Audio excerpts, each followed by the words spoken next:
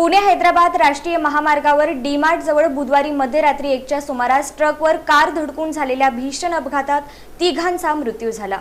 सोलापूर शहरातील पुणे नाका ते मार्केट यार्ड मार्गावर बुधवारी मध्यरात्री 1च्या सुमारास भीषण अपघात घडला। डी-मार्ट पासून सुमारे 500 मीटर अंतरावर मार्केट यार्डच्या दिशेने निघालेल्या MH13 EK 7201 या इर्टिगा कारनं रस्त्यावर थांबलेल्या MH13 CU 8699 या ट्रकला पाठीमागून जोरदार धडक दिली। त्यात कारमधील दोघांचा जागीच मृत्यू झाला, तर एक जण गंभीर जखमी झाला होता।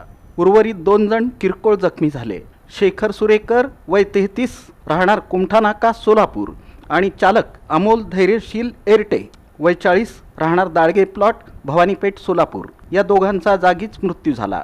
कादर सैदू हांडे वय 33 राहणार कुमठानाका सोलापूर यांचा गुरुवारी सकाळी उपचार सुरू असताना मृत्यू झाला। स्वरूप कोथिंबिरे वय 27 राहणार जुनी मिलचाळ सोलापूर आणि अमित राजेश जाधव वय 30 राहणार पांडुरंग वस्ती शास्त्रीनगर सोलापूर हे दोघे किरकोळ जखमी झाले। हा अपघात इतका भीषण होता की कार सुमारे 150 फूट फरफटत गेली। कारचं संपूर्ण छत कापून बाजूला निघून पडलं। कारमधील सर्व 5 जण पुणे रोड परिसरातील ढाब्यावर जेवणासाठी गेले होते। जेवण आटोपून ते मध्यरात्री परत निघाले होते। डी-मार्टच्या पुढं पर्ल गार्डनच्या समोर हायवेवर ट्रक उभा होता।